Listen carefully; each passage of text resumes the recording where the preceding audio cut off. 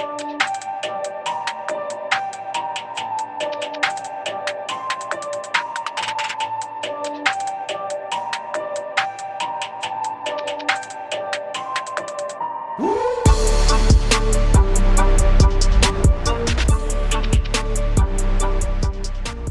right, everybody, welcome back to Horn Takes.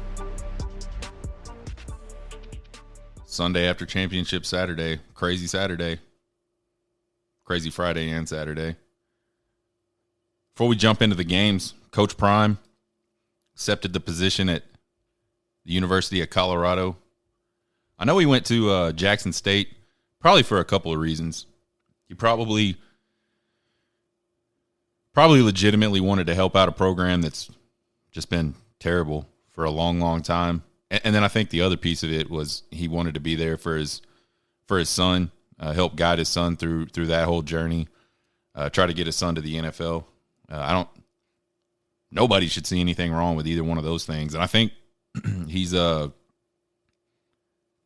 that program around a lot, obviously, in a very short amount of time. But yeah, he's going to be on his way to Colorado. I saw a video where he actually told the team, which was refreshing. I think pretty much those guys probably knew he wasn't going to be there after this year. Just too many rumors swirling around.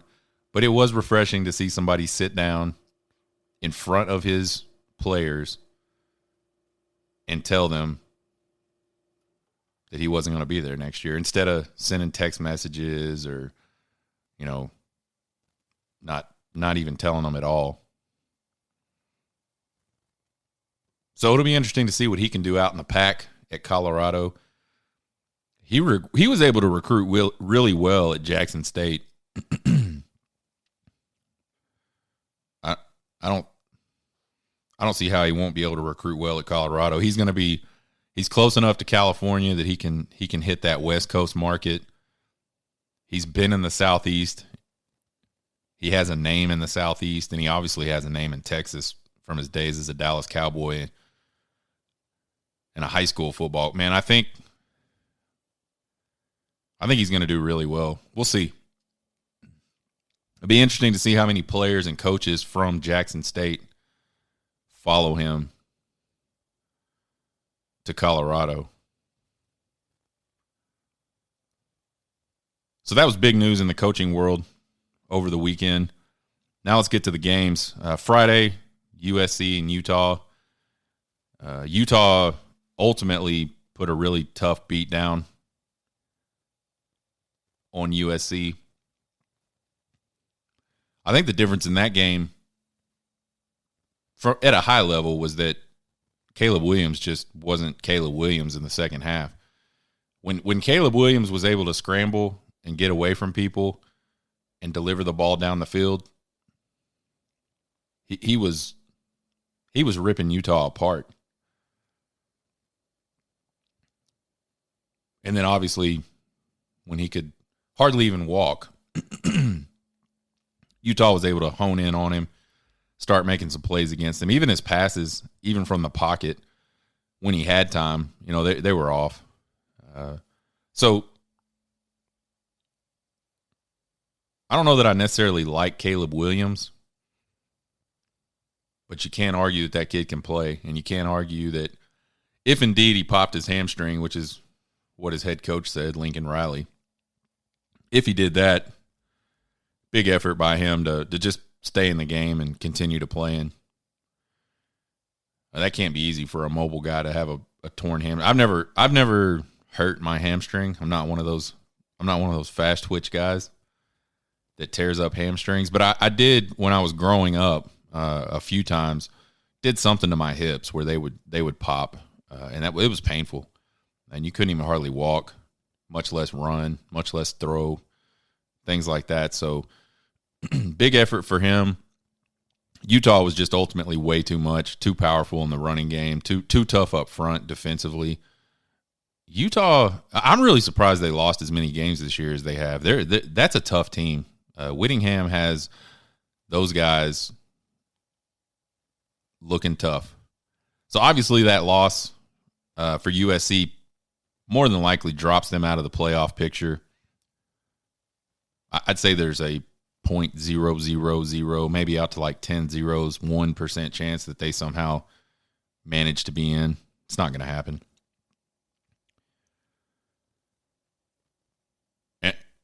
And I think if Caleb Williams doesn't get hurt, we're having a different conversation. But anyway, that's what it is. Ohio State probably made it in because of that. Then we moved to the Big 12 championship game. I've been saying for 2-3 weeks now, ever since Texas played TCU at home, I felt like whoever between K-State and Texas made it to the Big 12 championship game was going to beat TCU. There's the whole, it's tough to beat the same team twice in the same year, which it is. There's that whole side of it. And then I've just never been like overly impressed with TCU. And what I mean by that is you obviously, they're a good team. Like they won 12 games this year. They've found a lot of different ways to win football games. They've trailed in a lot of games. But what I didn't really see from TCU was any kind of dominance. They just really never dominated anybody outside of that Iowa State game. And so for me, I always knew they were a good team. But were they the type of team that could go into the playoffs and make a run in the playoffs? And I just didn't think they were. And I think at least a little bit that theory was proven on Saturday, because that Big 12 championship game, look, I think they're probably still going to get into the playoff. I think they probably are going to fall to the 4th seed. They won't stay at 3. But to me, that Big 12 championship game was kind of like a playoff game. Win and you're in, right? Like, no doubt about it. 100% you're in if you win this game. Not only that, but it was a championship game. I don't think TCU's won a Big 12 title yet. I think they played for one a while back. They were highly ranked, like maybe 2015, 2014, somewhere around in there. Had a really good team, and Oklahoma ended up beating them. But I don't think TCU's ever won the Big 12 championship game. So certainly that team wanted to go put 13-0, Big 12 champs. They wanted to stamp that. And despite, a really heroic effort from Max Duggan, they just couldn't get it done.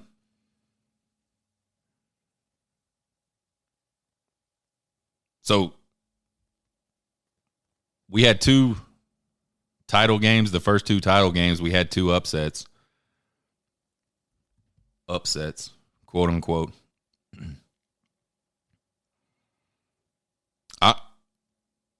Look, man, TCU got back in that game. I thought K-State was about to run away with it. And, you talk about, everybody wants to talk about these heroics from Max Duggan, and they're certainly warranted. He put the team on his back that last couple of drives. The one drive where he scrambled multiple times for long runs to get first downs and keep the drive alive, and then scored a touchdown where it barely looked like he could walk, much less run. Guy was just totally gassed. But Kansas State was dealing with a ton of injuries offensively. They lost a lot of guys during that game. So it was a really tough sort of physical type game, and that's what I thought it would be. And I thought if K-State was going to win that game, that was going to be the way they were going to win it. It was going to have to be an ugly game, and it was going to have to be kind of a low-scoring game. And that's exactly what they turned it into. They got the huge stop down on the goal line. I think this is a perfect segue to back up for a second and talk about how terrible officiating is.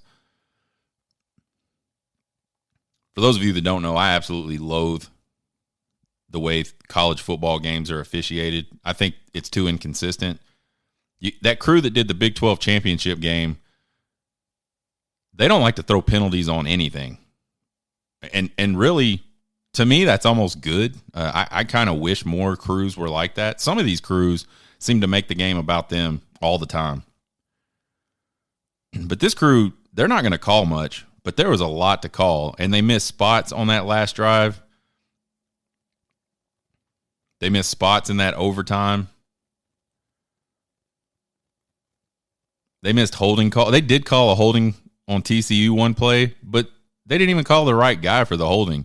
He barely had a piece of this guy's jersey for a split second.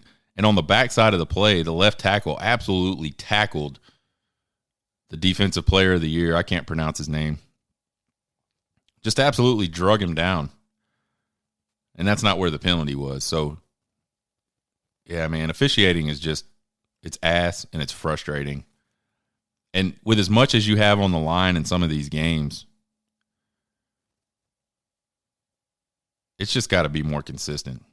Anyway, sorry for the rant about officials. They suck. I hate them. So, yeah, TCU does what a lot of people thought they would do, and they lose the Big 12 championship game. And now the college football playoff water is muddy. At least there's something to talk about, right? Going into this weekend, there was nothing to talk about. The four favorites win, and it's what it is, right? I don't think a lot of people thought that was actually going to happen. I thought there would be at least one upset. But now it's really muddy, and we'll talk about it a little later on. But it'll be really interesting to see what the College Football Playoff Committee does with regards to TCU and Alabama. Skip ahead to the SEC championship game. Georgia just absolutely dominates LSU. I thought there was points in that game where LSU looked pretty good. That backup quarterback, he looked really good for moments in that game. You could tell he obviously doesn't get to play all the time. So you saw that, but you also saw some really nice balls. He's not afraid to throw the ball out there for sure. I think ultimately Georgia has easily got the most on-paper dominant roster. They're certainly up there with the dominant Alabama teams, and maybe they're even better from a on-paper, just looking at the type of players they have rostered than those Alabama teams. So I think Georgia's going to have to fall asleep at the wheel to not win another national championship. Stetson Bennett, that's a cool story. That guy was a walk-on. His own fans didn't even want him to play. He got absolutely embarrassed and just looked really pedestrian in the SEC championship game last year. He just didn't look like he belonged on a football field as a quarterback. He didn't look like a guy that you could go, that guy can manage my offense. And he comes back and, I wouldn't say he led the team to a national championship, but he was certainly a positive part of that national championship over Alabama. The team that, again, just a few weeks before that, it absolutely embarrassed him, made him look pathetic and stupid. And then this year, he's really just sort of elevated his game, and the guy is he's a top-tier quarterback. He's the type of guy that, some NFL team's going to take a chance on, and he's just steady enough and just talented enough. I think he's the type of guy that could play in the NFL for a long time. So Georgia's going to be tough, obviously. I don't know if there was a lot of people that thought the SEC championship game would be close. I don't remember what score I predicted. I remember saying I thought it would be pretty rough. Actually, I think the line was negative 17.5 for Georgia, 17.5 point favorites. And I thought that LSU would cover. So I was off on that. But I thought Georgia would win a comfortable football game, and they obviously did. ACC championship game. I think the big story there is Ungalele. I think that's how you pronounce it. There's no N in that name, but I always hear an N every time somebody pronounces it. So Ungalele comes out and just looks really bad. Again, looks like a guy that shouldn't be on a Division I football field as a quarterback. 2 straight 3-and-outs. North Carolina goes right down the field, score a touchdown on, I believe it was their first drive, maybe their second drive. And then in comes Cade Klubnik, and there's just some guys that are just gamers. I don't know if physically Cade Klubnik is better than DJU. He certainly played better in that game. Clemson kind of looked like the Clemson of old in that game. The defense was clicking. The offense was playing well.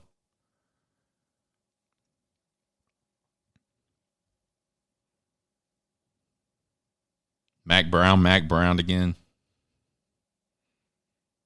The knock on Mac Brown's always been he can't win the big one.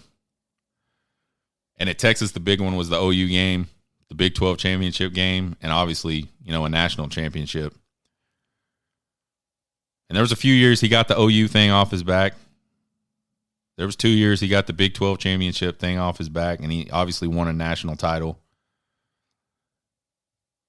But the majority of his time there at Texas, from a big game perspective, was pretty disappointing. I'm sure for him, obviously for Texas fans and those teams. But I think Mac's doing a good job there at UNC. It's UNC. It's not a football school. And he's always been able to recruit there well. He had that team in really good shape before he left. I think there was 2 years where that team was 1 win away from being undefeated. I think they lost to, I want to say it was Florida State was kind of his kryptonite there at UNC first go around. So Clemson is the ACC champion again. Last game of the night was that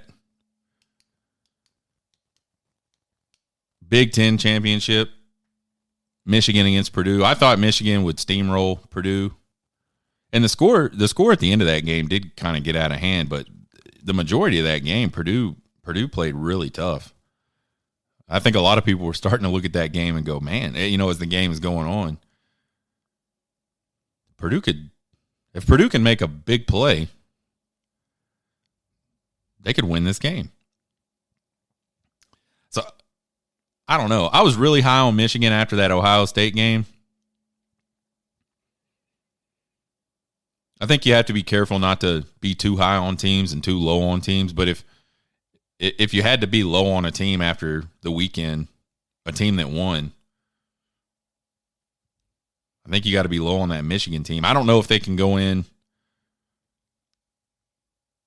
I don't know if they can go in and play like they played against Purdue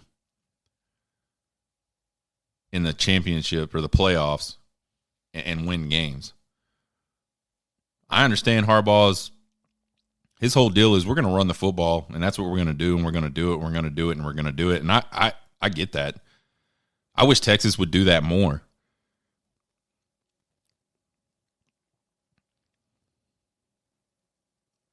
But, man, it took them a while to get going.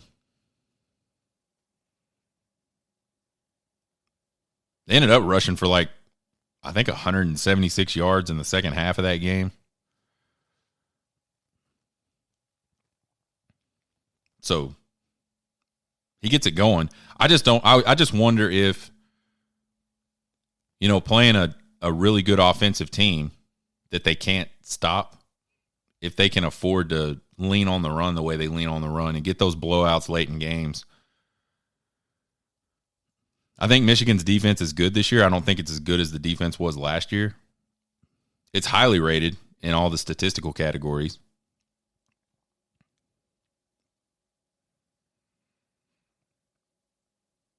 So I don't know. It'll be interesting to see who they get matched up with again, and then what that means for them.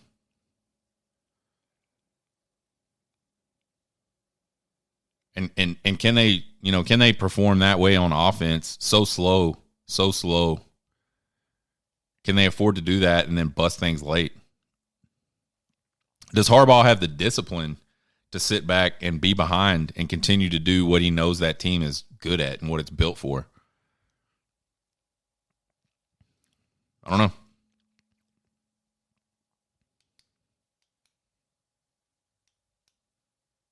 So that's a rundown of the all the championship games. I think most people, I don't think there was too many surprises other than I think maybe that Utah over USC game was a surprise. The rest of it went pretty much how I thought it would go. So now the College Football Playoff Committee, they've got some decisions to make, right? And there's a lot of arguments to be made a bunch of different ways about this. I think the first big question we got to ask ourselves and about what the committee will do is, what do they do with TCU? TCU came into the weekend ranked third in the college football playoff rankings. They lose a tough one to K-State. And I think a lot of what a lot of people thought about TCU got exposed in that game against Kansas State. To me, they just don't look like the type of team that's a top 4 team. Like in a vacuum, right? They like if you look at their team, you look at their roster, you look at the way they play, they just don't look like a team that's built or produces like a top 4 team. Said it earlier, they haven't been dominant at all this year. One game. Everything else has been close. Everything else has been scrapping it out. And being able to scrap it out, there's nothing wrong with that. There's not a single team in the country this year that hasn't had to scrap a game out. But I don't think you can consistently do that over and over and over again and get the same result, get the desired result, which is obviously a win. You keep rolling those dice like that, you're going to bust. And they busted on Saturday. So I think the question is, there's 2 questions for TCU. Are they in? And if they're in, where do they sit in the playoff ranking? I think worst case scenario for TCU is they get bumped down to number 4. TCU has absolutely zero chance to beat Georgia on a neutral field in the college football playoff. 0. 0.1, just because there's no way there's 0% chance for anything. So many things would have to happen for Georgia to lose that game. So if you're TCU, I think you obviously welcome any opportunity to be in the college football playoff, but I don't think you want to be 4th. Nobody wants to be 4th. Nobody wants to have to open up the college football playoff with Georgia. Or does the committee say, man, we had them up there when they were 12-0. It's a great story. They sure have a good-looking resume compared to the other teams in consideration. But we just don't think they have a chance in this playoff. And we're going to put a team in there that we feel like has a better chance.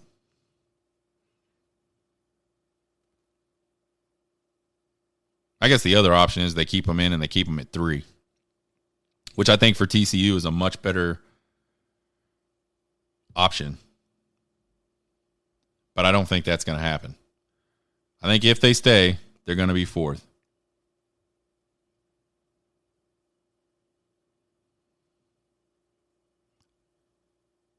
Obviously, the team out there that everybody keeps talking about, well, who would replace TCU if you took them out? It's got to be Bama. They're 9-2. They're in that position.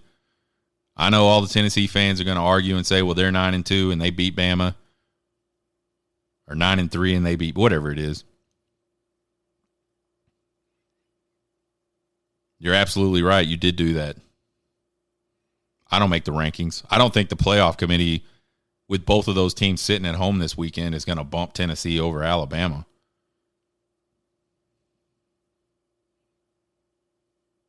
If they were going to have Tennessee over Alabama, they would have been over Alabama last week.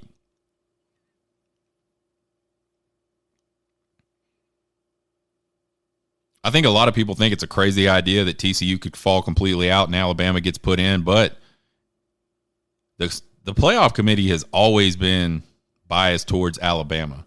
And I don't even think that bias is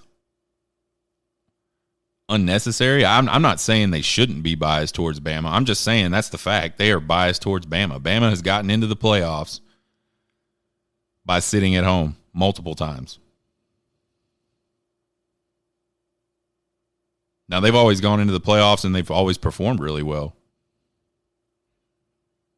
I think ultimately how this decision comes down for the College Football Playoff Committee, I think it all boils down to what is their goal in selecting these 4 teams. If the goal is fairness and resume and, truly what you've done this season versus other teams, I don't think there's any way they can drop TCU out of the playoff. But if the goal is money and names and trying to get the 4 teams that you think have the best potential to win a national championship and the best potential to get you viewers in those college football playoff games and the best potential to have really good games in those college football playoffs, competitive games, if that's the committee's goal, it ain't TCU, it's Alabama. I don't know what they do, and I'm not going to advocate either way. I mean, I think I've always been a proponent of, you earn your spots in postseason by what you do during the season. And I don't think that Bama has done anything to deserve getting jumped into the playoff over TCU. Tennessee absolutely 100% deserves, quote unquote deserves, to be in the college football playoff. I think a lot of Big 12 teams in the past have deserved to be in the college football playoff or in the BCS championship game. They haven't.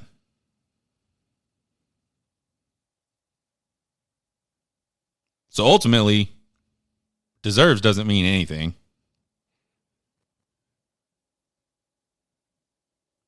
The only thing that matters is what that committee's goal is. So I'm super interested to see what they do. I think if you look at Bama from like a roster and potential to be able to compete with Georgia, I don't think there's any question that Alabama is a team that's built to be able to compete with Georgia, and TCU is absolutely not. I think another interesting thing, and I don't know how much this will play into any kind of decision making by the committee, but something that's kind of interesting is Bama and Georgia didn't play this year. How cool would it be to get another Bama-Georgia game? The 2 big dogs in the SEC. How many dollars does that bring in? I don't know. Nothing will surprise me. If I wake up tomorrow, or because I'm not going to sit there tonight with bated breath to see who makes the playoffs, but I don't even know when they release it. I don't know if it's tonight or tomorrow. Regardless, if I wake up from a nap or from a deep, nice slumber overnight and I see that TCU's in, it won't surprise me. If I see that Alabama's in and TCU is not, it won't surprise me.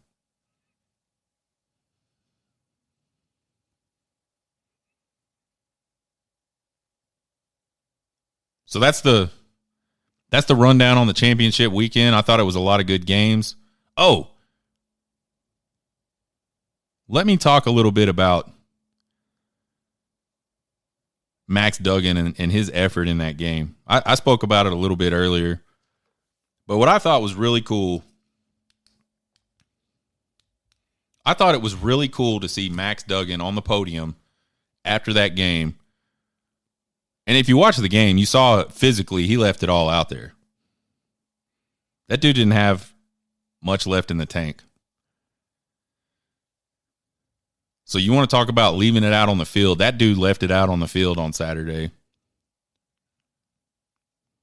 And maybe he got a little dramatic, with the laying in the. I don't know. I don't know. Nobody knows how he felt except for him. But you can't argue that dude was gassed and he was still making plays for his team. And I think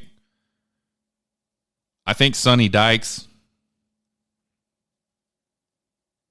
and the offensive coordinator, Riley, I think those guys are going to have nightmares for the next 365 days about how they took the ball out of his hands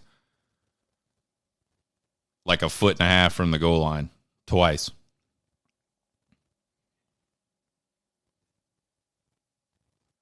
That's going to be a tough one. Let the fourth down call go. But if you're going to do it on fourth down, why is the guy that's got you where you're at not getting the ball? Why is he not the guy? Why is he not pushing forward? Max Duggan's a pretty big dude. Why is he not just taking a snap and pushing forward?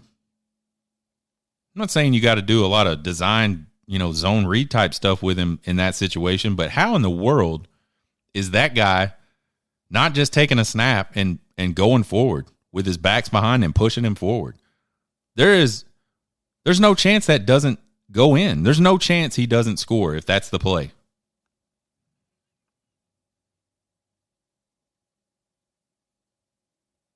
So Max Duggan, man, obviously leaves it all out on the field. But what I thought was really cool was his emotion on the podium after the game. That's why I love college football. Because of moments like that. You can tell that meant so much to him. And it meant so much to him, not just for him. It meant so much to him for his team. It meant so much for him, for the university, for the fans. You will never see that after an NFL game. Watch an NFL game, even a game that has a lot riding on it. After the game, those dudes are slapping hands, smiling. It's a job. They don't give two fucks. They're getting paid. They got paid anyway, right?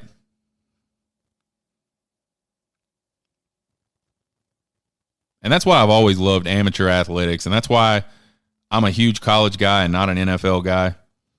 I know I got my Cowboy shirt on today. That's because my wife will kill me if I don't support her Cowboys. I am not an NFL guy. I probably watch less than 20 NFL games a year, and 16 of those are Dallas Cowboy games.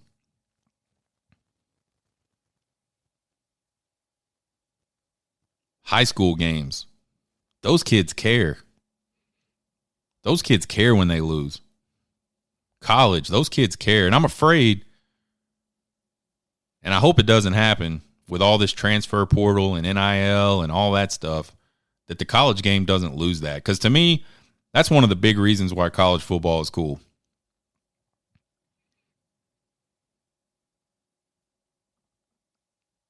So, huge effort for that kid. Huge effort for both teams. That was a really great game.